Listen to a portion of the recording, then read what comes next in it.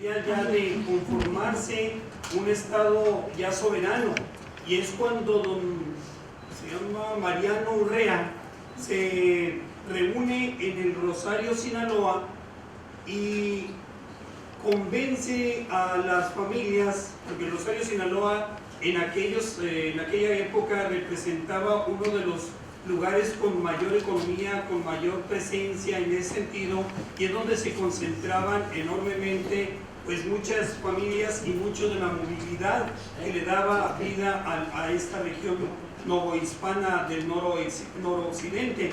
Entonces es cuando convence a las familias de que tenían que vivir de una manera diferente, de una manera que causara la felicidad, y promueve ya la necesidad de crear ese estado interno que lo convierte y da un paso importante en el estado de Sonora, desde el río Las Cañas hasta el río Gila en California. Y es en ese momento donde se hace hasta una misa cantada y hasta lanzan cohetes en ese momento. Entonces allí es cuando empieza a dar pasos importantes que se establecen en aquel año de 1823 para llegar posteriormente el 24 a establecer el Congreso propiamente del Estado de Occidente. Bien, muchas gracias, profesor. Juan Carlos, la pregunta significativa es ¿por qué es importante el estudio del Estado interno occidente? Dicho esto, previo a la siguiente pregunta, que sería el ensamblaje del Estado interno occidente, ¿por qué es importante abordar el Estado interno occidente? Bueno, buenos días a todos y a todas. Creo que es importante abordarlo porque es el primer, digamos, intento que hay de unificación de Sonora y Sinaloa en tanto México una república, ¿no? Anteriormente, bueno, estaban unidos Sonora y Sinaloa con las provincias internas o la intendencia de Arizpe, sin embargo era bajo las leyes de antiguo régimen, bajo las formas españolas, ¿no? de tener el control sobre el territorio. No obstante, en 1824, ya con la creación a través de la Constitución del 24 del Estado de Occidente, bueno, va a haber una unión entre ambas entidades ya de manera federal, ¿no? Y vamos a estar viendo ahí los roces que va a haber entre las diversas élites de los diversos localidades, principalmente Cozalá, Culiacán, Fuerte Álamos, El Pitic y Arizpe, que van a estar, bueno, pugnando por mover la. Aquí hago yo un preámbulo. Lo que fue la independencia de Arizpe y antes la provincia de Sonora y Sinaloa, y antes, mucho antes de la expulsión de la Nueva Andalucía, en el siglo XVI, finales, va a convertirse en el Estado interno de Occidente, o Estado libre de Occidente, como se llama también algunos de ellos. Y aquí les quiero preguntar al profesor Villalba, ¿cuáles son los orígenes de esa necesidad de montar lo que ya estaba montado, pero ahora una entidad federativa, en el marco este año del 200 aniversario de la primera Constitución Federal, la Constitución de 1824? Profe Villalba, ¿cuáles son los orígenes de este Estado interno occidente para, como tal, constituirse? Bien, toda esta región enorme, como bien decía Carlos Espinosa Los Monteros, que fue uno de los primeros diputados que hubo ya de toda esta región de Sinaloa, Sonora y Alta California, en algún momento él decía que era muy difícil de ser gobernado todo lo que era Durango, Chihuahua, Coahuila, Sinaloa, Sonora y California, hasta el río Gila, y que por lo tanto era importante pensar en crear ya un estado y dar el paso hacia un estado federado. Entonces ya se empieza a dar esos importantes pasos para llegar precisamente a la Constitución de 1824, un día 12 de septiembre, que se reuniera en el Fuerte Sinaloa, y que de ahí empezara a transitar. Ahí estuvo la primera gubernatura ya del estado de Sinaloa, Sonora, pero ya como estado federado. Pero vuelvo a insistir, nace como estado de Sonora en el Rosario, Sinaloa, y era para toda la región, era enorme.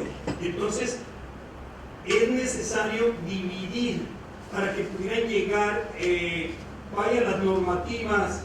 Bien decía un ejemplo Carlos Espinosa Los Monteros, cuando una persona era detenida, de aquí a que le llegara la sentencia allá en aquel lugar donde estaba, ese preso ya solía estar libre de nuevo, o porque se fugaba, o porque ya tenía mucho tiempo y nunca llegaban los indicadores oficiales al respecto, dada esa gran expansión que existía del Estado. Entonces, necesidades como estas, la necesidad de que hubiera, vaya, se hablaba de un hospital que estaba nada más por acá, por Arispe, la necesidad de que hubiera escuelas que quedaron en abandono cuando la expulsión de los jesuitas en 1767, entonces va dando la normativa, una economía que teníamos de manera muy desastrosa, una casa de moneda que estaba lejísimos y que en el asunto de las mezclas de los metales había un robo tremendo, una situación difícil que se vivía en Sonora, que tenía una vocación extraordinaria desde aquellos años,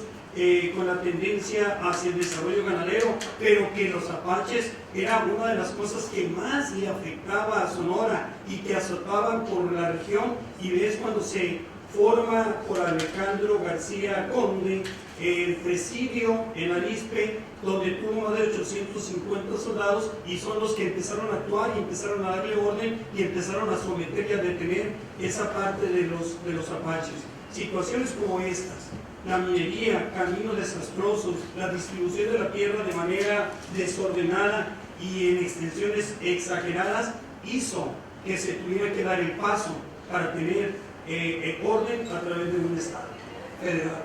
Gracias.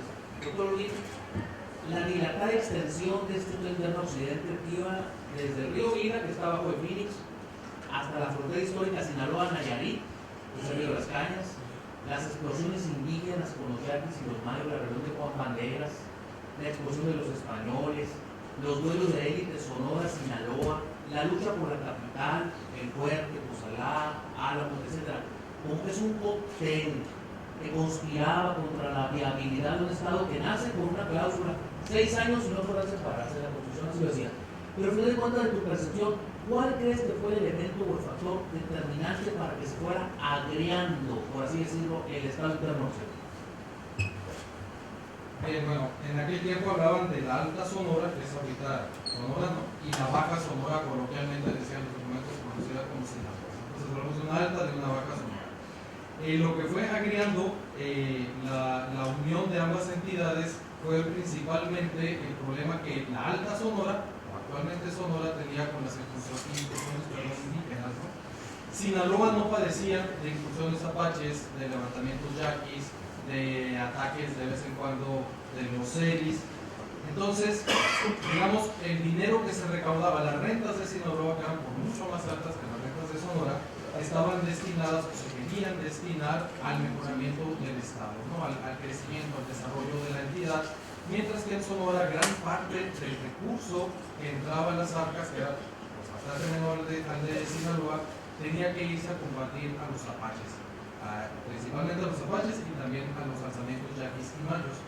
Entonces, digamos, los diputados de Sinaloa estuvieron siempre, y las élites de Sinaloa siempre pugnando porque la capital estuviera en Sinaloa y porque los recursos se aplicaran de diversa manera y no estar sosteniendo, digamos, esta guerra contra los indígenas en el norte de la entidad del Estado Occidente, del norte de Sonora. Por lo tanto, cuando se hace precisamente la separación, o cuando se empieza a hablar de la separación del Estado interno de Occidente, la ciudad de Álamos o el partido de Álamos, que estaba, digamos, adscrito al fuerte, va a querer o va a solicitar permanecer en Sonora y estar dentro del partido de los jesuitas, ¿no? Como una manera de despegarse de las élites de Sinaloa, pero también como una manera de protección, ¿no? Es decir, que Sonora se encargara de la protección, porque incluso llegaban a bajar los apaches hasta ciertas zonas del distrito de Álamos y bueno, los yaquis vivían en lo que era en ese tiempo la zona comprendida del distrito de Álamos o de Baja. Entonces, eso va a ser quizá uno de los principales motivos que va a ocasionar estas fricciones, ¿no? El Estado de Occidente, hay autores que mencionan pues, que ya nació condenado a la separación, toda vez que era una unión, digamos, forzada entre dos entidades totalmente distintas. Y ahorita, en un momento más voy a permitirme leer algo de la carta que enviamos a la mesa solicitando pertenecer a Sonora, y ahí vamos a ver más claramente estas diferencias. Al igual que estos movimientos que daba esas rebeliones que había de los grupos indígenas, habremos de tener bien claro que el gran Sinaro de los mayos, Llorenes y mayos, estaba precisamente siempre ha estado por el norte de Sinaloa y sur de Sonora.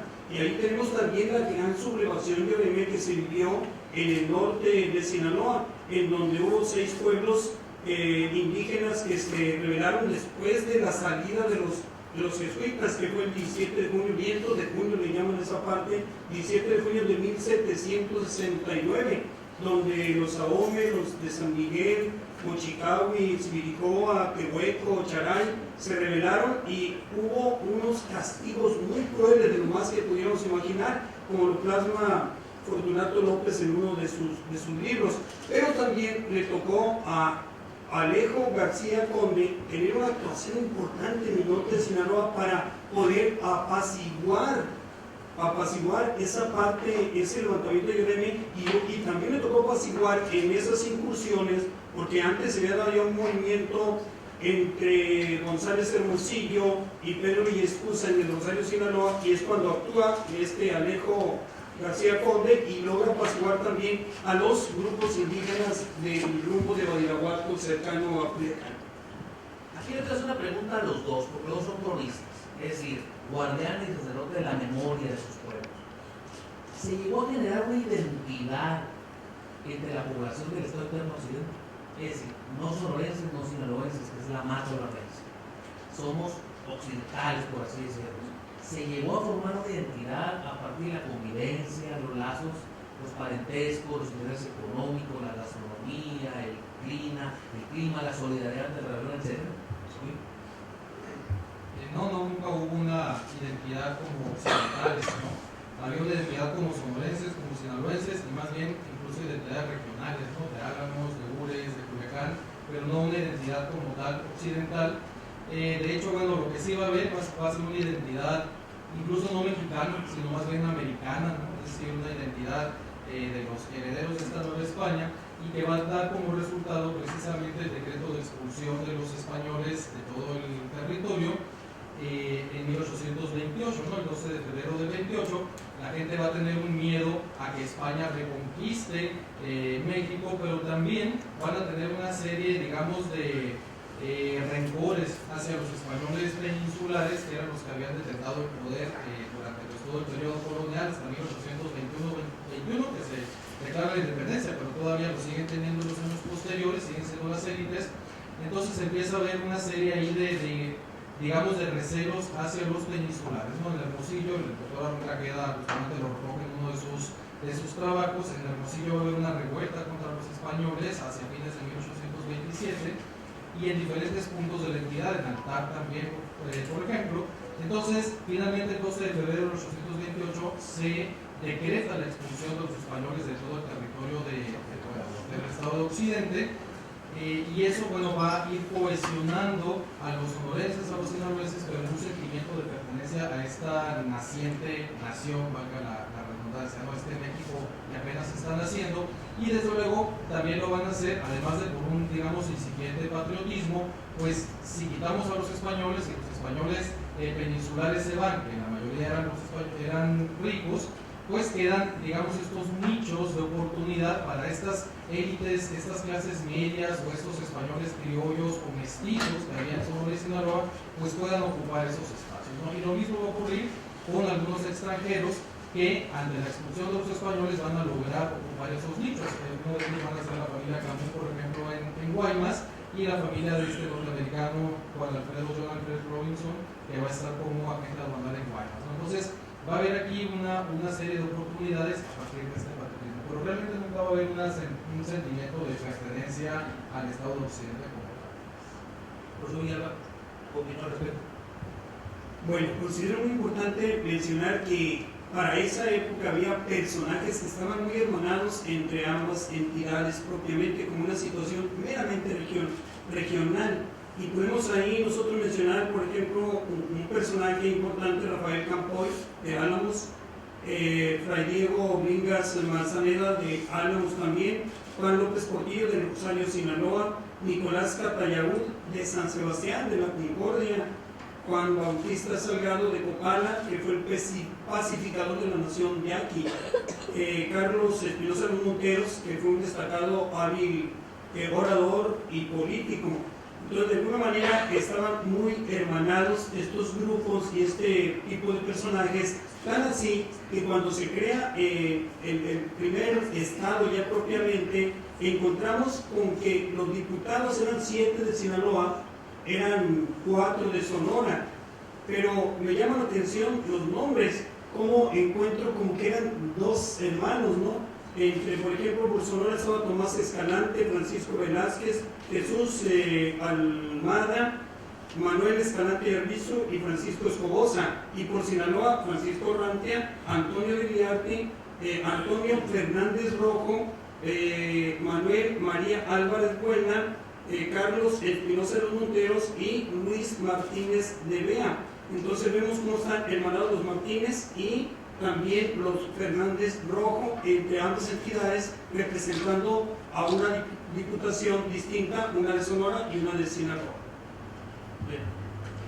Parecería ser que es una lluvia de calamidades, a su mejor opinión, que conspiraban contra la realidad del señor presidente desde su creación en 1824. Si se me permitiera un ejercicio de historia contrafactual, o sea, historia fáctica, ¿qué hubiera pasado? Esa es la pregunta clave del tipo de historia. Si este estado se mantiene más en los 20, rumbo a Álamos, 200 años de capital como lo va a hacer y lo vamos a abordar en su momento, y me permito festinar y felicitar a los diputados del ayuntamiento, porque no solamente es conmemorar el Estado Interno Occidente, es, se me permite la expresión, calentar motores rumbo al Álamos, capital de ese Estado Interno Occidente, no hay más. ¿Qué hubiera pasado, Luis, si este Estado Interno Occidente sobrevive o de plano era imposible que sobreviva? Bueno, muy difícil hablar de historia contrafactual porque pues, es lo que no pasó. Entonces no se puede decir que hubiera pasado, ¿no? No sé si hubiera alcanzado a sobrevivir mucho tiempo. Quizás sí, si hubiera habido diferentes tipos de gobierno, hubiera habido una paz más generalizada en el país y hubiera habido un flujo de recursos y la casa de moneda que se estableció aquí en Álamos en 1828, 29 más o menos, que hubiera funcionado realmente y hubiera habido por lo tanto circulación de metálico, porque eso es algo que muchas veces no lo traemos en la mente, ¿no? ¿Cuál era el problema para hacer negocios en Sonora y Sinaloa en la época? Que no había moneda. Entonces la moneda era muy escasa. Había mucha plata, había un poco de oro, pero no había moneda. ¿Por qué? Porque la casa de moneda más cercana estaba en Zacatecas, y bueno, la de Ciudad de México. Entonces era muy peligroso por las distancias, no era fácil traer monedas, y si se traía por barcos, pues era mucho riesgo que hubiera una tormenta y perderlo. Entonces los intercambios que se hacían con ingleses, con estadounidenses, ya que se abrió el comercio en el puerto de Guaymas en 1822, pues se hace con pasta de plata, o se hace con trueque, entregan pieles, no sé, de venado, entregan trigo, etcétera, cosas que se producían en el estado, y a cambio pues entregaban porcelanas, telas, etcétera. Pero entonces la falta de moneda fue un factor principal para el desarrollo del estado occidente. Que si hubiera sido el Estado Occidente hubiera permanecido muchísimo tiempo y hasta la fecha existiera, digamos, y Álamos hubiera continuado siendo capital, nuevamente pues estamos hablando de de una historia contrafactual o contrafáctica, pues a lo mejor Álamos le hubiera pasado lo que le pasó a las ciudades como Culiacán, como Hermosillo, como la propia Guaymas, que en aras pues del progreso, ¿no?, de estos años 20, 30, 40 del siglo pasado, pues destruyeron toda esta serie de edificios históricos que estaban en los centros históricos para pues dar paso a edificios modernos, ¿no? Pero Álamos, como queda relegado, poco a poco se va relegando de la política, queda incluso fuera del trazo, ya hablando 80 años después, queda fuera del trazo de las vías del ferrocarril, solamente hay un ramal de Navojoa, pues queda fuera de esta despunte o desarrollo económico en Sonora, y eso creo yo que fue lo que originó que se conservara, ¿no?, digamos. Yo hice la pregunta y yo me voy a atrever a responderla, porque es una pregunta provocadora la que hice.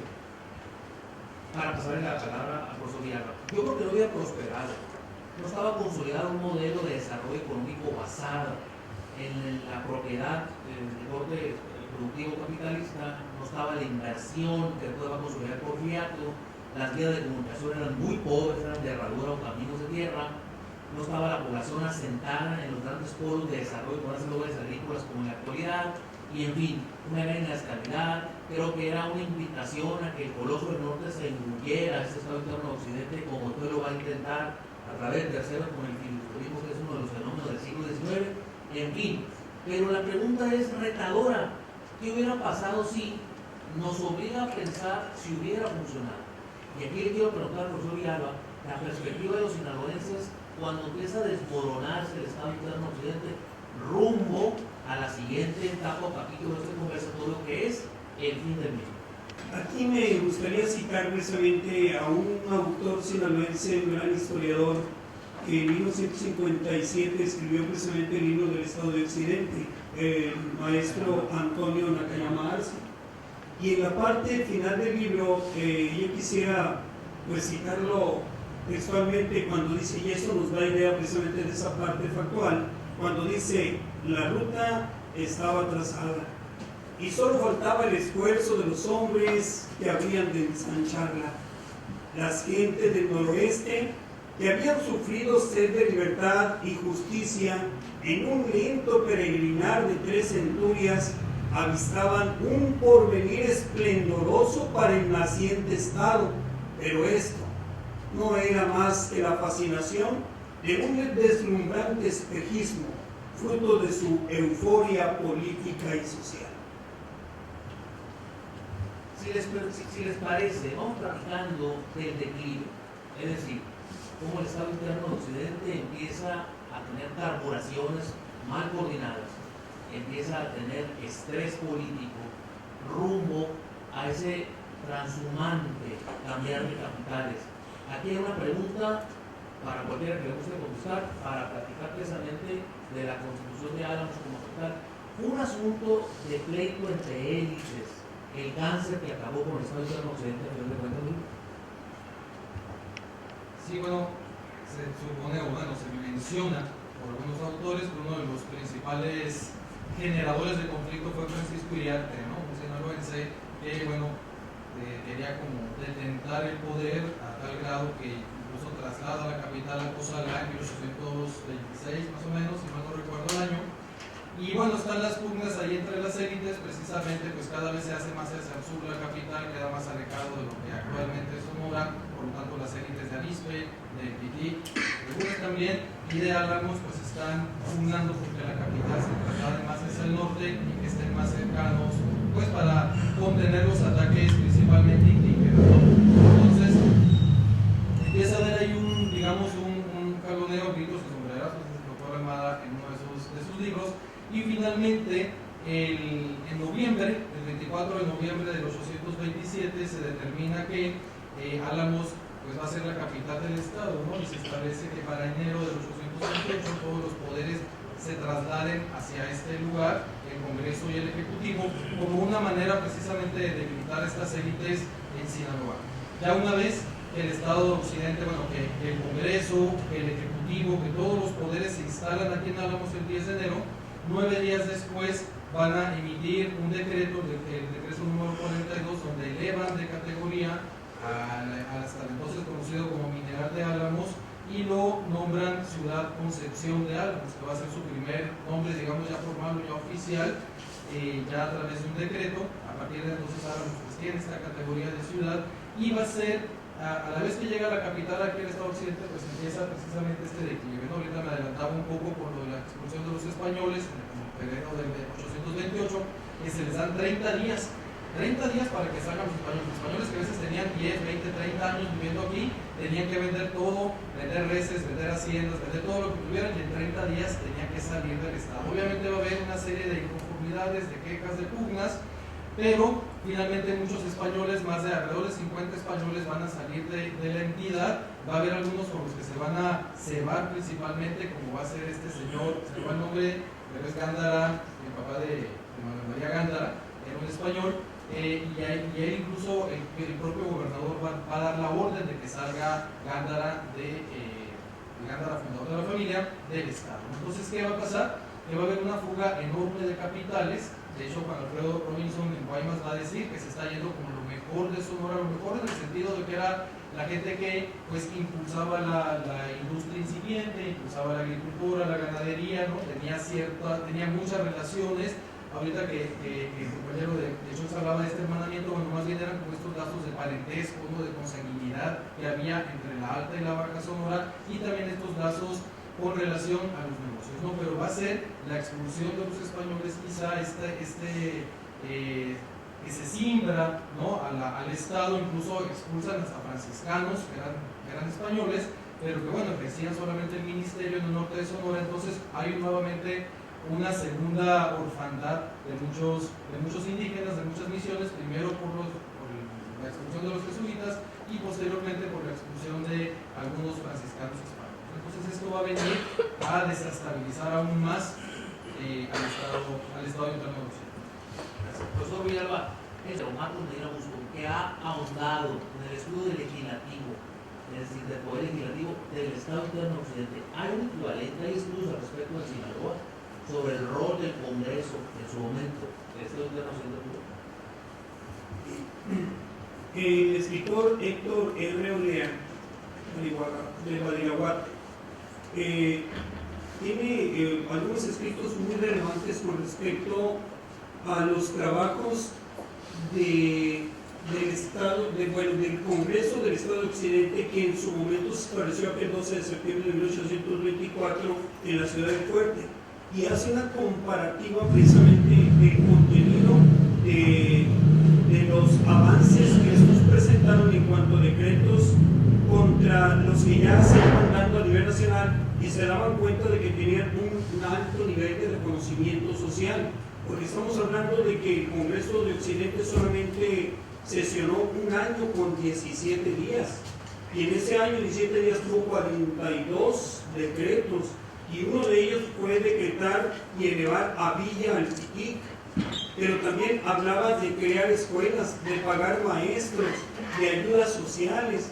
Hablaba también de crear una casa de moneda en el fuerte, de crear una imprenta, y eso es lo que hacía un poco exquisito esto. Decíamos, bueno, si había una imprenta, ¿dónde están esos escritos, ese producto de los decretos de ese Congreso de Occidente?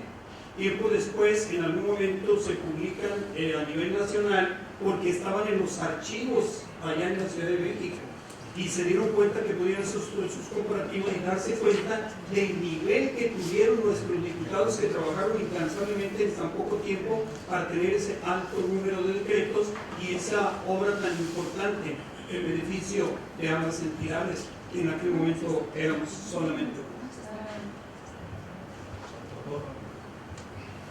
Sí, bueno, ahorita que menciona lo de la imprenta, para no parecer anuncio, pero hace 15 días más o menos, de hecho nos acompañó el diputado Omar del Valle, se hizo una declaratoria de patrimonio documental del Archivo Histórico de Caborca, porque ahí encontramos una gran, no completa, pero una gran colección de decretos del Estado de Occidente impresos, ¿no? Es decir, originales, todos de 1827, 28, 29, que la mayoría se imprimieron. De hecho, la imprenta, bueno, fue una imprenta itinerante también, estuvo en el fuerte en Cozalá y finalmente se instala en Álamos, y por eso se considera que es la primera imprenta que llega al actual territorio del estado de Sonora.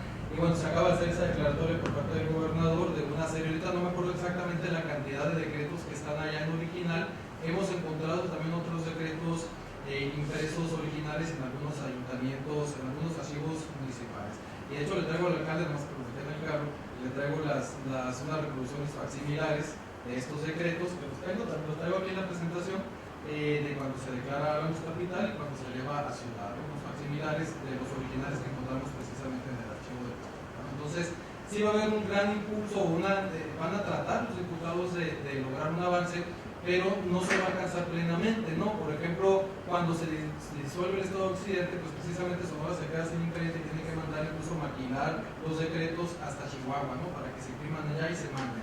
La Casa de Monedas se va a instalar, aquí en Álamos en 1828, se van a producir monedas de octavos de real, pero la gente no va a utilizar estas monedas porque van a ser monedas de cobre o de bronce, y van a pensar que, o sea, no les van a dar valor porque estaban acostumbrados las pocas monedas que había que fueran de plata. Entonces, de repente estar haciendo transacciones con monedas de cobre no va a tener éxito. Esta casa de moneda cierra cuando se disuelve el Estado Occidente, se traslada a Hermosillo, pero aún así siguen batallando pues mucho tiempo el gobierno para que estos octavos de real sean aceptados por parte de los nacientes sonorenses.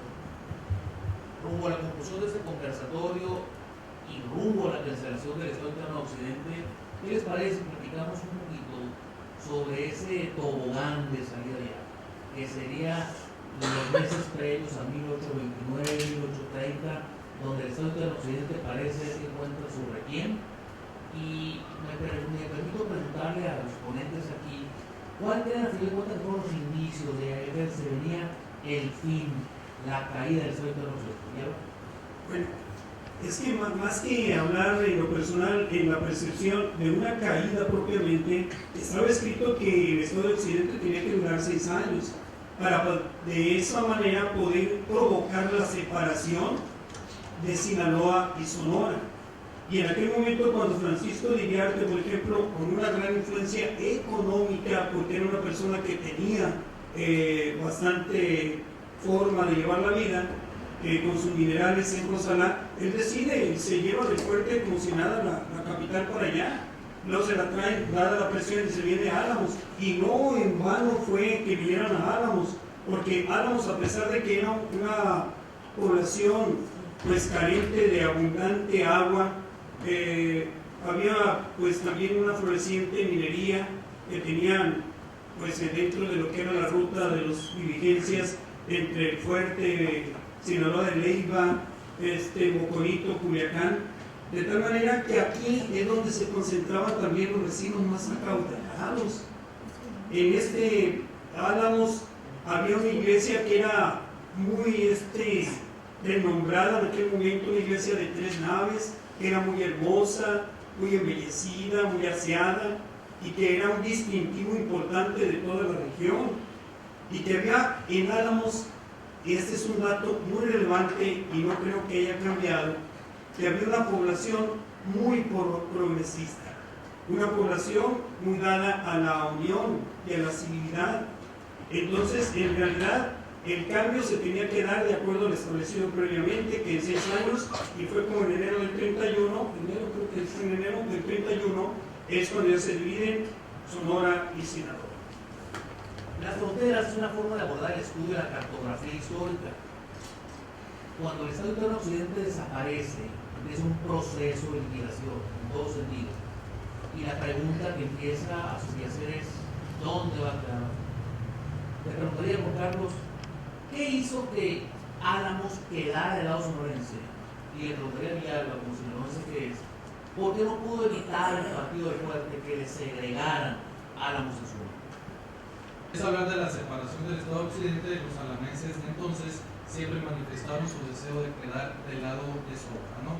Las fronteras que se marcaban en las leyes, bueno, en los documentos, era el río Mayo, era la división entre Sonora y Sinaloa, ¿no? Entonces, los alamenses solicitan que el partido, la zona de Álamos, se agregue al partido de Ocasitas, que era perteneciente al Estado de Sonora.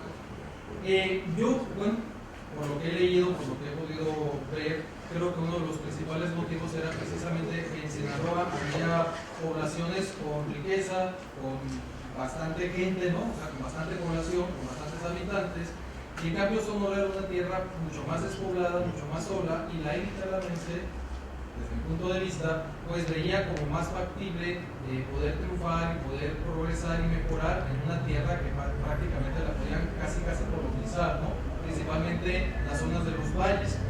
Y de hecho me voy a permitir leer un párrafo de una carta, es una carta muy extensa que se conserva en el archivo de aquí del Congreso del Estado, que fue firmada en Álamos por más de 30 vecinos principales y además por el ayuntamiento en pleno, el 4 de abril de 1830, donde le exponían al Congreso tanto del Estado Occidente como al Congreso de la Unión, que finalmente es el Congreso de la Unión el que decide la separación del Estado, y los que dicen, ¿sabes qué? Bueno, los que determinan, ¿no?, que Álamos va a pertenecer a Sonora. Sinaloa va a tardar muchos años en reconocer esta segregación. Todavía no he encontrado documentos en el archivo del Estado de 1875, 1880, o sea, 50 años después de la separación, donde Sinaloa está como reclamando todavía ciertos territorios en los límites entre Álamos y el municipio de Culiacán. Entonces, escriben los alamenses lo siguiente, en 4 de abril de 1830. Álamos quiere pertenecer a Sonora porque sus costumbres, intereses, genios y preocupaciones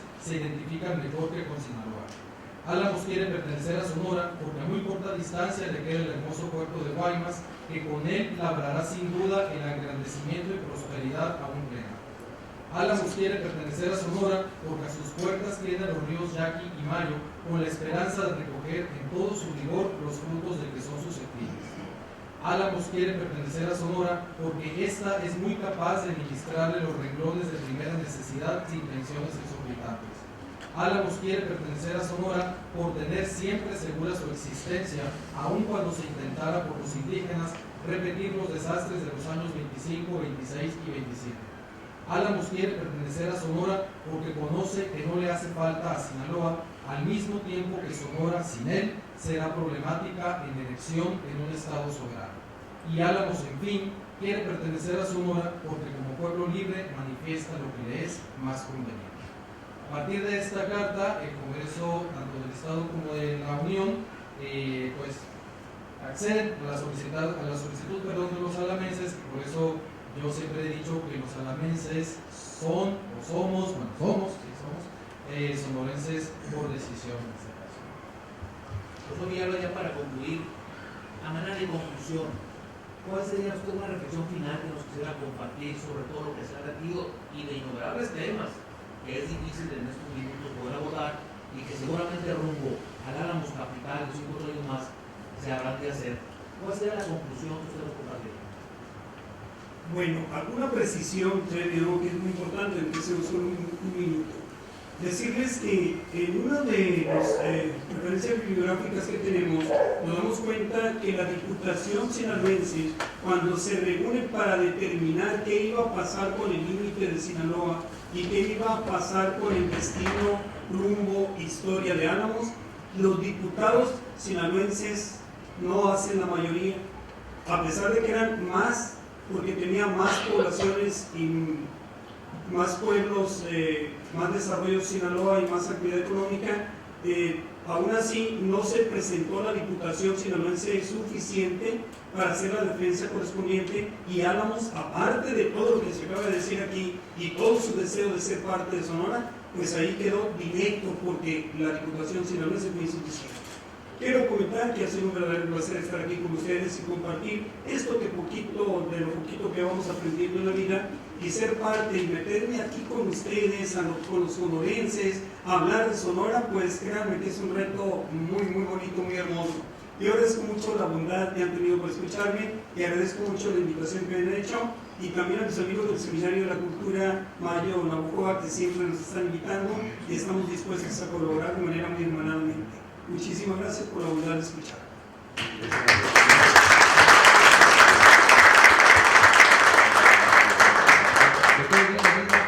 Un minuto que parece nada, aunque puede ser eterno, para conclusiones.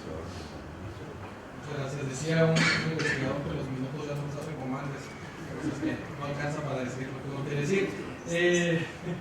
Bueno, primeramente pues felicitar, ¿no?, a la iniciativa del Congreso del Estado por trasladarse este día para conmemorar el 200 aniversario del Estado Occidente. Creo que este tipo de acciones pues nos hacen reflexionar, ¿no?, nos hacen pensar en nuestro pasado, y hacen también, bueno, este acercamiento con la gente, ¿no?, que estén sesionando aquí después de tantos años de que Álamos era sede y se publicaban, bueno, se decretaban aquí cuestiones que implicaban a tantísima gente y en un territorio tan extenso. Hay que señalar también que, bueno, precisamente esta porosidad de la frontera, ¿no?, si Álamos está en Sinaloa, en Sonora, ¿qué va a pasar?, ocasiona que la forma de ser de los alamenses, de las personas de Guatabampo, de Navojoa, de Obregón, de todo el sur del estado, tenga una gran similitud con las personas del norte de Sinaloa, ¿no? Yo siempre lo digo en las cuestiones incluso de las palabras, del léxico que utilizamos, de la comida, ¿no? Siempre pongo el ejemplo de la barbacoa de acá contra la del norte, la música que se escucha, la manera de hacer las fiestas, los bailes, incluso un poco el carácter que tenemos acá en el sur del estado es muy similar al norte de Sinaloa, mucho más incluso que el que se tiene con el resto de Sonora. No en balde, pues también en algún momento se hablaba de ahí de a lo mejor de la creación de un estado entre los ríos Fuerte y Yaqui, ¿no?, en antiguos Tulmur y todo eso. ¿Por qué? Porque hay una unión mucho más fuerte entre esta frontera Sonora-Sinaloa que la que podemos tener así. Entonces, muchas gracias, como dice el compañero de Choice. Bueno, es difícil en tan poco tiempo hablar de un proceso que si bien fueron 6 años, pues da para mucho, ¿no? Muchas gracias a todos y a todas.